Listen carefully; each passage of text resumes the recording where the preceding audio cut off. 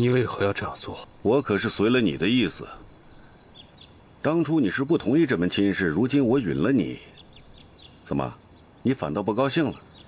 当初是当初，现在是现在。这我就不明白了。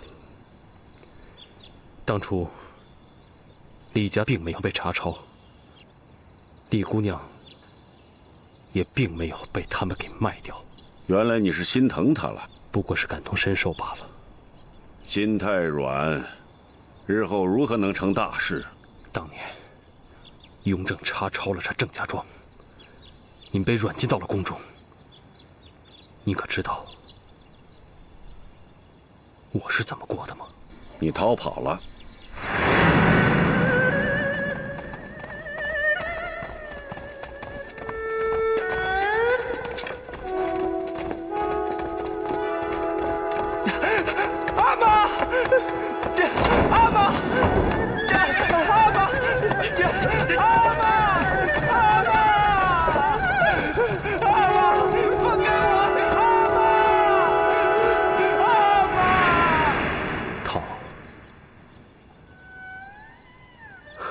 怎么逃？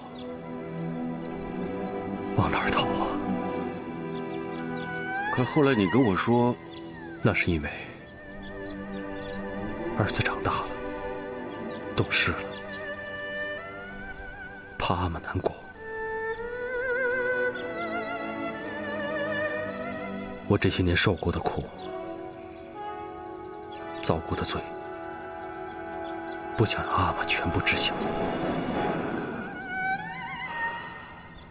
原来你瞒哄了我。那时候，阿玛被软禁到了宫中。雍正皇帝怕是再也不想让我们父子团圆了吧？他居然让内务府的奴才把儿子卖到外地为奴，买来买去，最后卖到了江南。我当时就在想，我这一辈子恐怕再也不能回到京城，这一辈子恐怕是再也见不到阿玛了。晨儿，原来你受的这许多苦，阿玛不知道，不知道啊。当我见到镇霞姑娘被人像狗一样的当街叫卖，我的心再也受不了了。以往的苦楚没让你的心变硬，反而变软了。这可不像我的儿子。阿玛，李姑娘若是与儿子没有一点关系，那也罢了。可是她毕竟是与儿子定过亲的，而且这门亲事还是阿玛亲口许给我的。儿子虽说并不想娶她，可亲眼看到她惨遭变卖，我也知道她日后会和儿子一样被人卖来卖去，一次又一次的让人糟蹋。此情此景，你让我如何还能铁石心肠？晨儿，你若救赎了她，那就一定要迎娶她。你与李姑娘的亲事，乃本王亲定，而李家被查抄是有圣谕的，她被变卖到别家，任谁人迎娶，与本王无关。可一旦我的儿子救赎了她，却又不娶她，那么本王这个脸丢不起。晨儿，阿玛的意思你可明白？儿子明白。你既救她，就要娶她。我救她，我娶她。哎，陈妹了，咱们去救我枕霞妹妹吧。王爷他准许了吗？快走，路上说。快去备轿。好。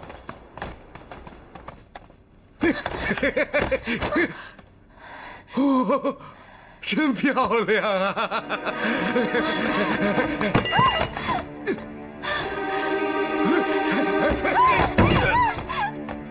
行了，你是老爷我的人了，让老爷好好的亲亲你。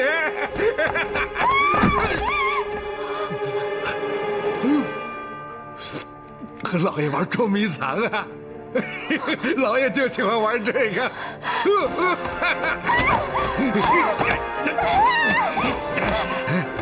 我求求你，别！是老子的人了，让老子好好的亲热亲热你。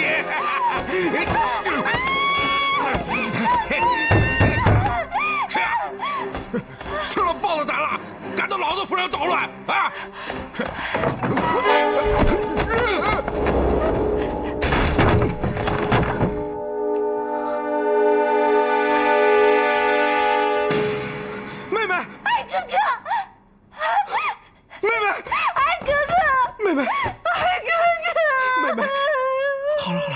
哭了，我这不是来了吗？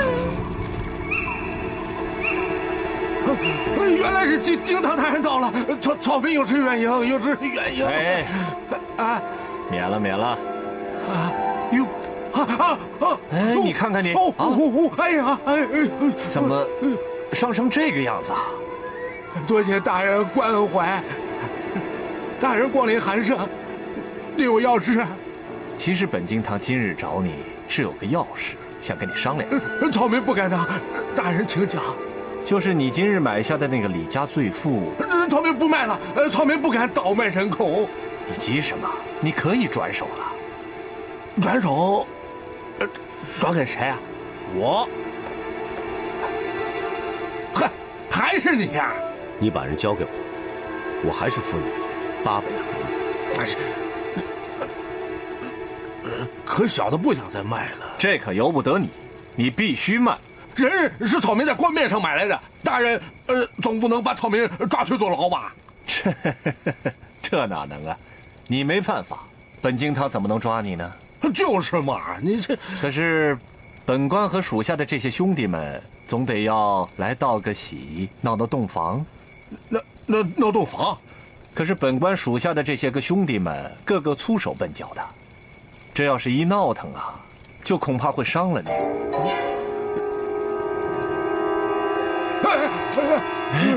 你瞧瞧，方才就这么一下子，你就伤得不轻，啊？哎呦喂！这要是再闹起来，恐怕就不会让你只留下这么一点伤。干什么？大人，难不成你只要打死草民啊？本京堂的属下都有些个三脚猫的功夫。你若是不听话，他们会让你死都不知道怎么死的。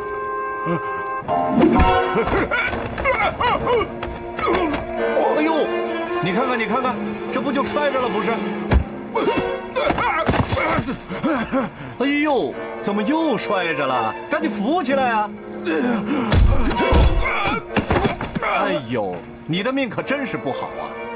这要是整个晚上都这么摔的话，就是块铁疙瘩，怕是也得摔得骨肉分离、魂飞魄散。我卖了。好，懂事。这是800两的银票，你收下。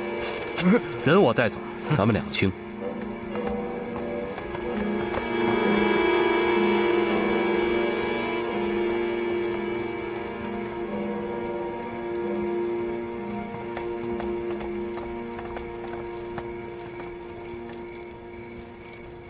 赵大人，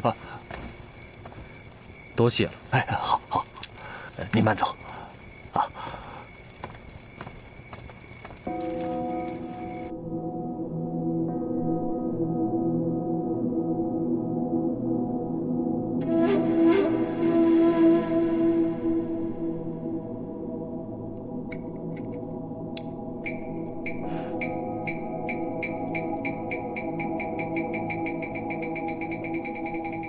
我让你帮我到外头拆点钱来，你倒是做了没有？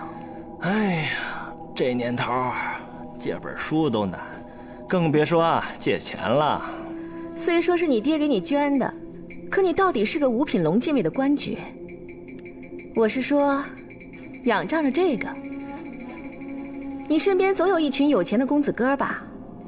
他们平时少赌几把，总能从他们那儿抠出点积蓄来。积蓄啊！二婶好精明的人，怎么不懂这伙人的勾当？二叔也是赌桌上的常客，二婶经常劝他不要赌，他可曾听你一句？要他们少赌，还不如要他们的命。行了，我就知道，让你帮我打点事儿啊，没一回不让我失望的。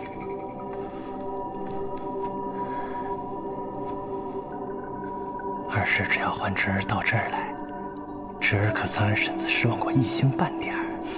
哎呀，去，刚弄好又给我搞乱了。婶子倒是没乱，却是侄儿乱了。去，日后办不好我的事儿啊，就别想要我的人。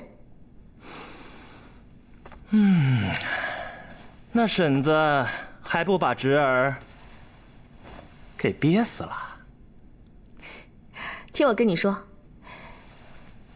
你二叔已经知道咱俩的事儿了。啊？怎么？你怕啦？是怕他打死我。哎呀，瞧你那点出息，打死你算了。二婶啊，千万别让二叔打死侄儿啊！行啦，我这不是吓唬你呢吗？你二叔他呀，也到外面去找他的相好去了。他恐怕是一时半会儿回不来。那侄儿就放心了。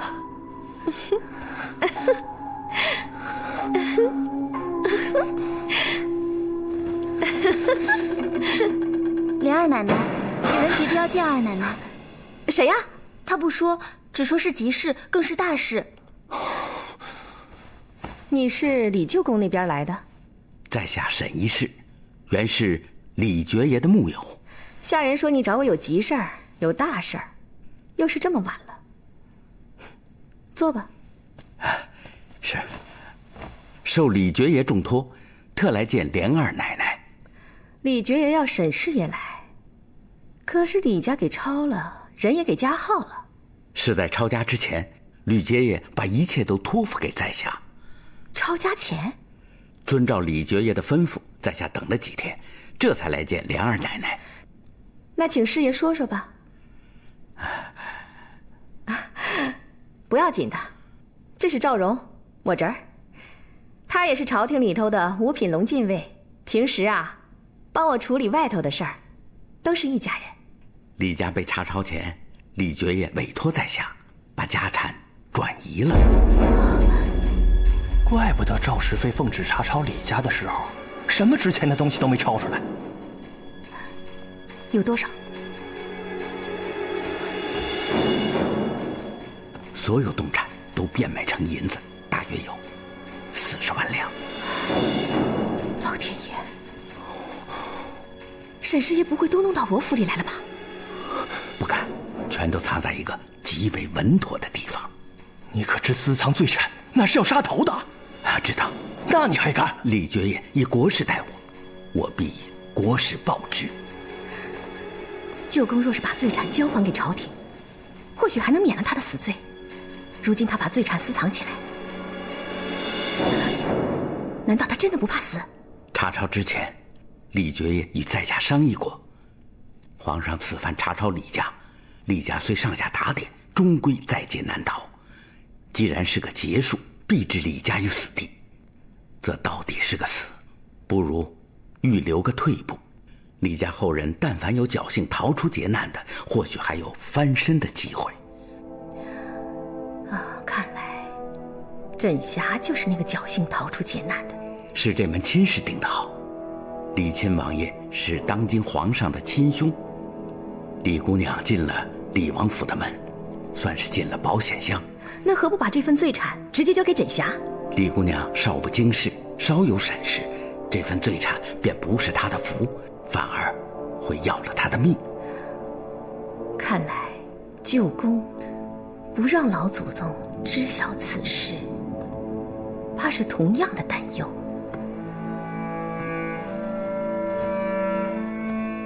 莲二奶奶并肩，李觉也以为此事千难万险，只有莲二奶奶担当起来，方属万全。既是千难万险的事儿，我为什么要担当？李觉也请莲二奶奶担此重任的意思，全在这份契约上。荣哥，念念。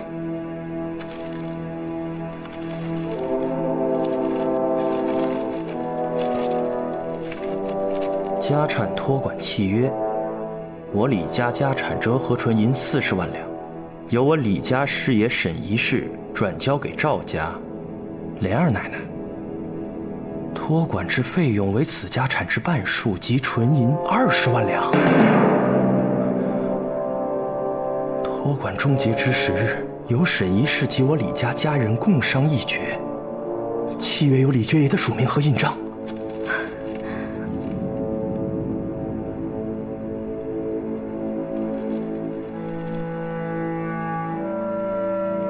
犯多大的险，得多大的利，哼，倒也公平。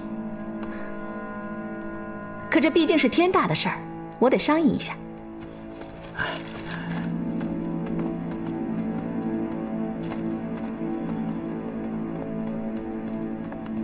荣哥，你的意思呢？莲儿奶奶真是看得起侄儿，真要跟我商议啊？你虽说是年轻，可倒也见过世面的，这件事儿非同小可。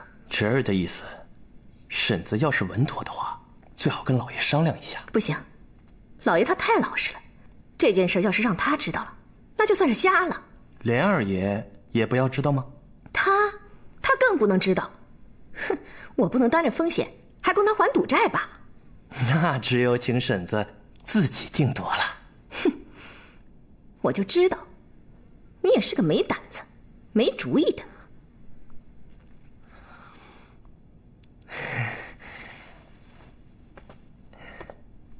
婶子不光有胆子有主意，还有……哎呀，去！其实，这事儿虽然是来得突然，倒也不乏是件好事儿。我有个两全其美的主意，既能把风险降低很多，又能把这笔钱牢牢抓在手里。婶子说说，让侄儿长长见识。这一呀，是要预留个后路，不要让这笔钱直接进入咱们赵府，这样日后就算有个风吹草动的，也不至于连累到咱们整个家族。这二嘛，就是要把这笔钱放出去，让他们钱生钱。这事儿啊，你来做。婶子，这可是罪产，是犯法的。哼，所以我要你跟我一起做。你有一大帮子狐朋狗友，他们既有钱又好赌，又花哨，他们的钱呐，是几乎天天都周转不开。所以这钱放给他们是再合适不过了。再加上这些公子哥们个个好面子，不敢不还钱。哎呦，我的好婶子，你可真为侄儿想得周到。怎么不愿意跟我一起干呢？哪能呢，这婶子要跟侄儿搭伙，侄儿真不知是哪辈子修来的福分。我就知道，谅你也不敢敷衍我。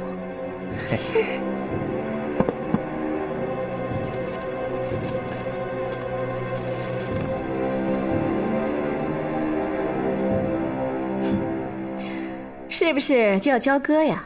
莲二奶奶若是签了，在下今晚就能睡个安生觉了。荣哥，你来签。这个我签不大合适吧？你知道我不会写字，你签字儿，我按手印儿。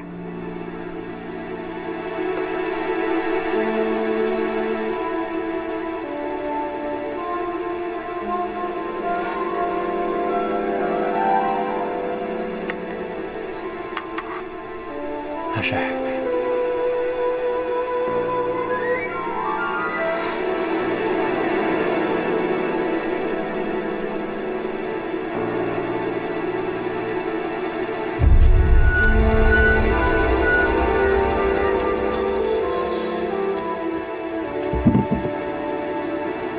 莲儿奶奶到了，来请，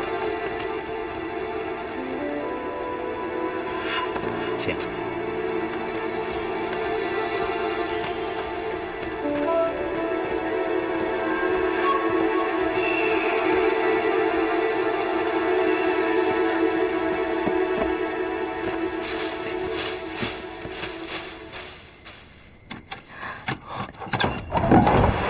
莲儿奶奶。没多深，啊，来，我带您下去，别害怕。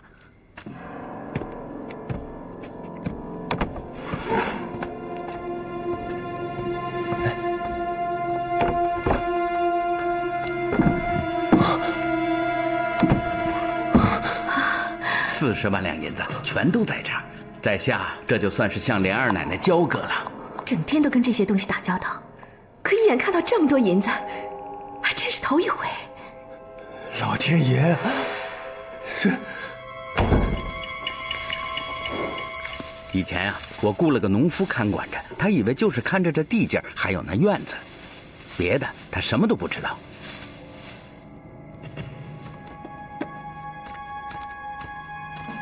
今晚去见莲二奶奶前，我已经把她打发走了。日后这里用来做什么，就全由莲二奶奶定夺了。莲儿奶奶，给您钥匙。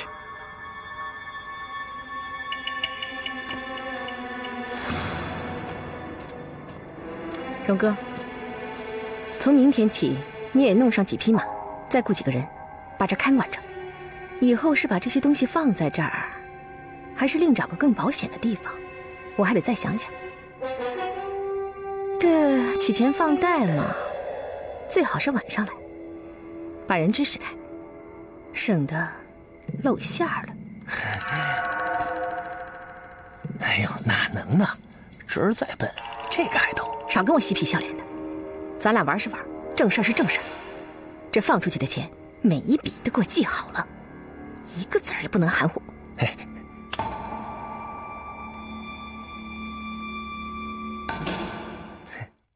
哎呦，怎么又打起来了？薛文龙，你这个做狗物的！回来站着！这么大的家能做什么主？亏的还是个男人！别看了，别看了，你还骂我，我打死你！瞧你这个泼劲儿！是我妹妹和妹夫差你来的。是秦二爷差我来说的。是宝琴？哎，他怎么做事这么不着调啊？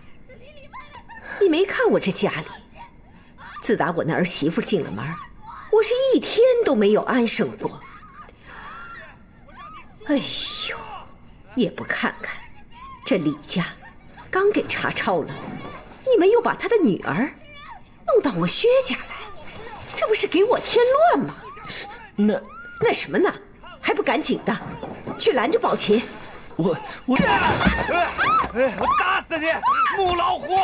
哥，嫂子，怎么还不吃饭呀？快点吃饭吧，小姐来了。真是，还冒吃了呀！我跟你说，你妹妹今天就知道。闭嘴！过来，开我！你们把饭端进去吧。妈。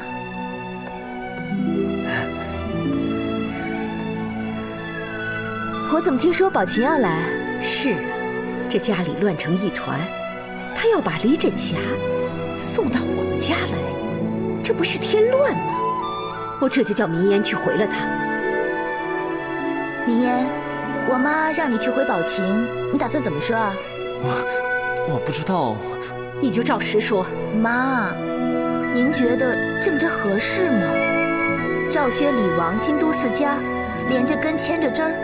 咱们要是这么做了，不怕别人戳脊梁骨吗？哎呀，照理说，别说来一个，来一大家子，咱也能接着。可你看咱家，他还像家吗？不就是哥哥嫂子吵吵闹闹吗？您就全当热闹好了。回头我跟他们说说，叫他们自己讲点脸面。家里来客人了，总得安静些，要不然他们也丢脸不是？也就是你跟他们说，能安静几个时辰。老天哪，我这过的是什么日子啊？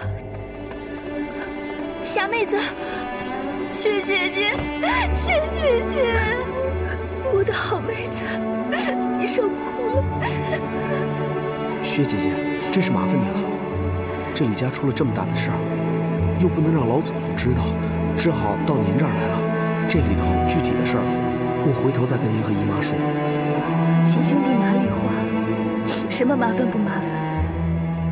我枕霞妹妹有了难处，我事先没帮上忙，一时大不应该，如今更要多做一些，多弥补些才是。哦，对了，这位是我拜把子兄弟永琛贝勒。给琛贝勒爷请安。啊，薛姑娘，确实叨扰了。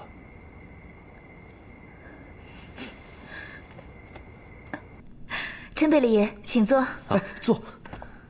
秦兄弟，你也坐。哎，这以后的事情啊，就全听我薛姐姐安排了。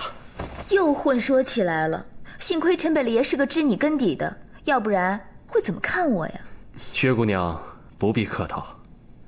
其实今日发生的这等事情，我也是从没经历过的，所以接下来的事情，还真是要请薛姑娘运筹帷幄呀。我是这么想的，李亲王府迎亲的事情，我跟秦兄弟帮不上什么忙。那本来就应该是我家办的，理应我来操心。这剩下的其实都是咱们这边的事情，我想这头一件准定是要瞒住老祖宗。是啊，这次遭难的都是老祖宗娘家那边的人，这老祖宗再有定力，也受不了这个呀。咱们既要瞒住老祖宗，还要把枕霞妹妹的婚事弄得风风光光的，这个事儿啊，家父也急得火上房啊。可是要瞒哄住老祖宗啊，有这么几件事儿，咱们是一定要办好的。这头一件啊，枕霞先住在我这儿，但是秦兄弟却要瞒哄住老祖宗，说霞儿先住在他叔叔婶婶家里，直到送亲的头一天，再到赵府去住。这个活我来编，会更像一些。这就需要琛贝勒爷把迎亲的日子定下来。我这就去请示阿玛，一准儿把这日子先定下来。日子定了，枕霞在我这多住几天，为的是慢慢的缓解她悲伤的心情。像她现在这个样子，若是到了老祖宗跟前，还不一眼就露了馅儿。那就让枕霞妹妹在薛姐姐这儿多住几天。落驾。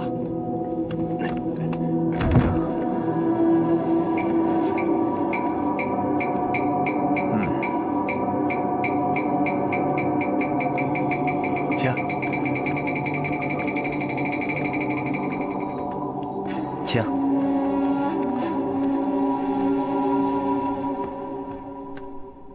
哎呀，福翁，怎么敢劳驾您老人家亲自来嘛？哎呦，快起，不敢当。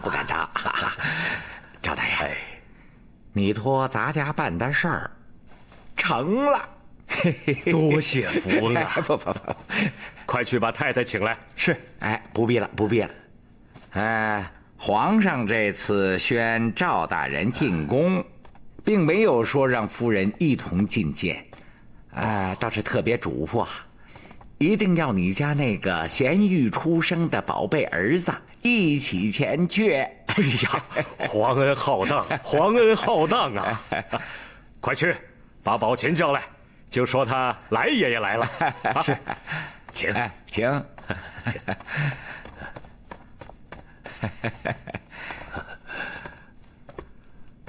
福翁请。赵大人请。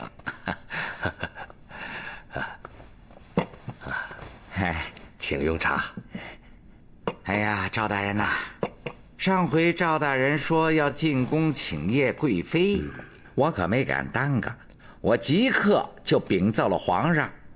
皇上说呀，都是一家人，以后家里人要进宫，只要说一声，随时都可以来呀。皇上是这么说的？哎呀，赵大人呐，我跟你说啊，咱家自幼父母双亡，孤身一个人就进了宫。自从皇上登了基，我就一直跟着伺候着。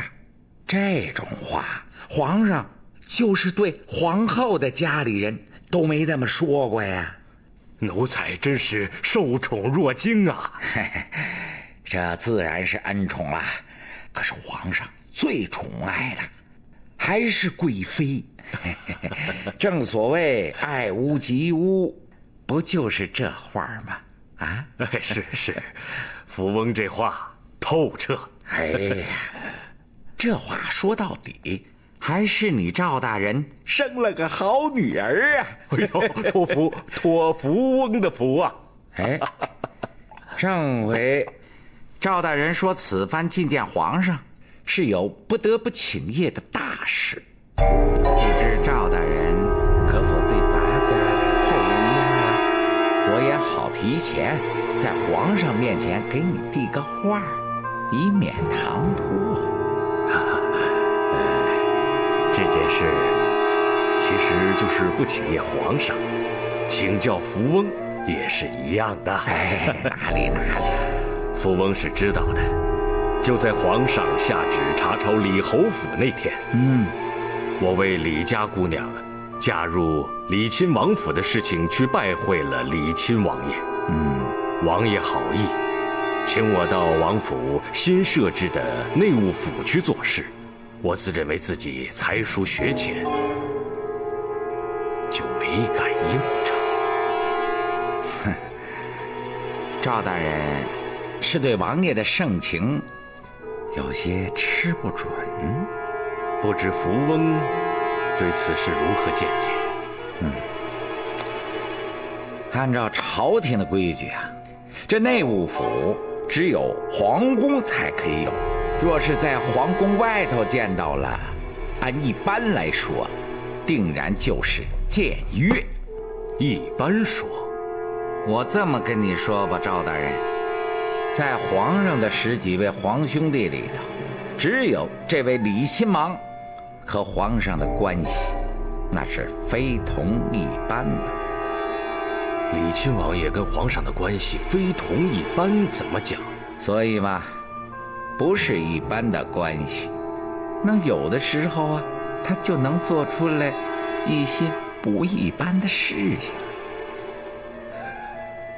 在下愚钝，请福翁明示啊。哎，这话嘛，我是不能敞开的跟你说呀。你这不是要见到皇上了吗？还是直接听听皇上是怎么跟你说吧。我呢，我只会把话提前给你垫到。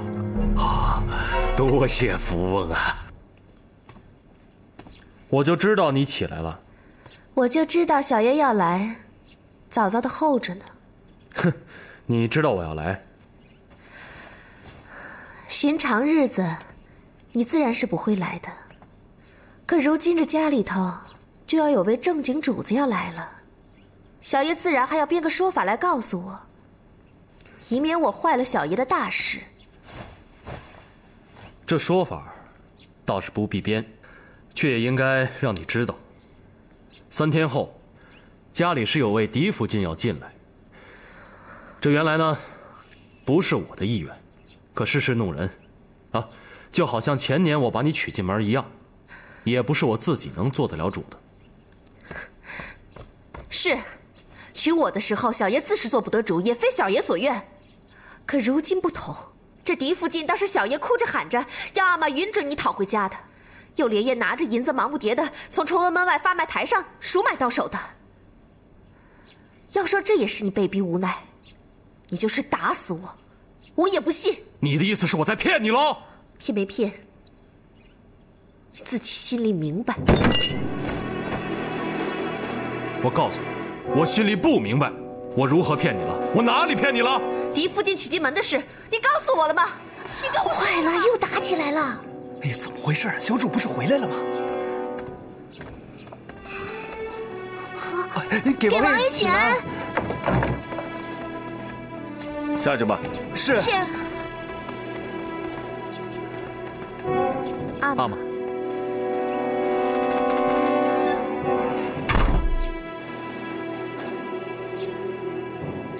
迎娶狄福晋的事情办妥了。阿玛，人呢，已经被我赎回来了。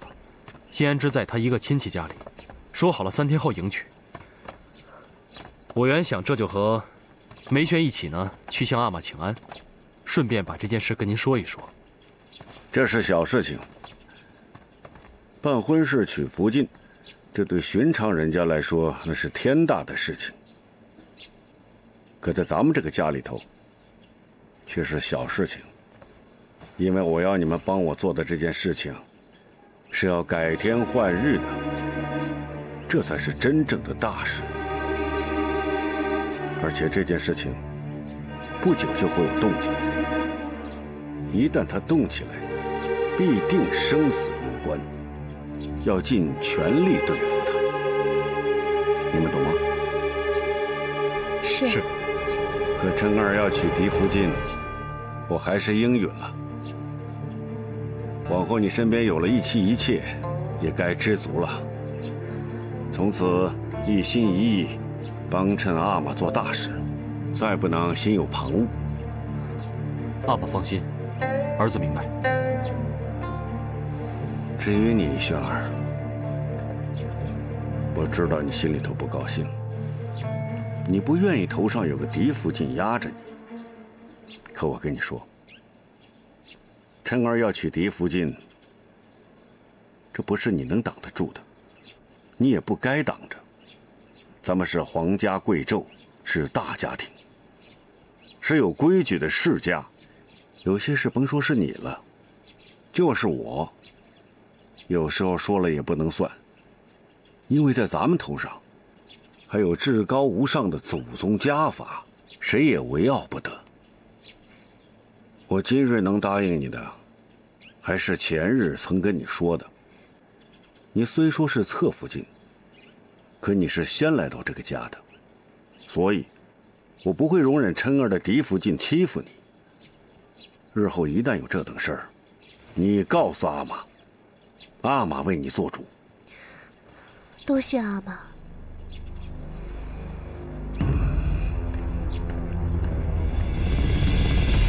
恭送阿玛。琛儿的额娘走得早，你又流浪在外多年，原本该你额娘管的事情，我也不得不操心。只是这儿女情长的事情，阿玛我的确不擅长。琛儿、轩儿，往后阿玛有什么做的不周全的地方，你们要想着提醒阿玛。多谢阿玛为儿操心。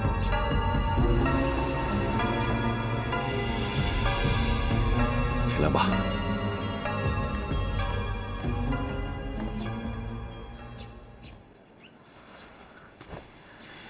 阿玛说不久就会有动静的事情，会是那件事吗？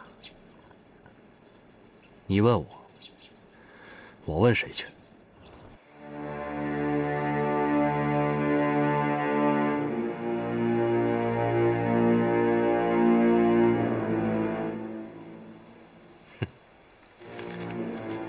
永琛要娶亲，就是，这叫什么事儿啊？正经事儿没办出个名目，倒搞出这么个名堂，该严加申斥啊！娶的是李家的千金，还是卷口发卖以后夺回来的？就是，这不是不务正业吗？人之常情。他为朕付出的够多，这好几年过去了，也真难为他了。宁拆10座庙，不破一门亲。既然是永琛想娶，那就该成全他。李亲王府这潭水动一动总有好处，此刻是一静不如一动，敲锣打鼓总比偃旗息鼓要好吧？啊，皇上明鉴，奴才明白了，怪不得要查抄李府，卷口发卖。明白就好。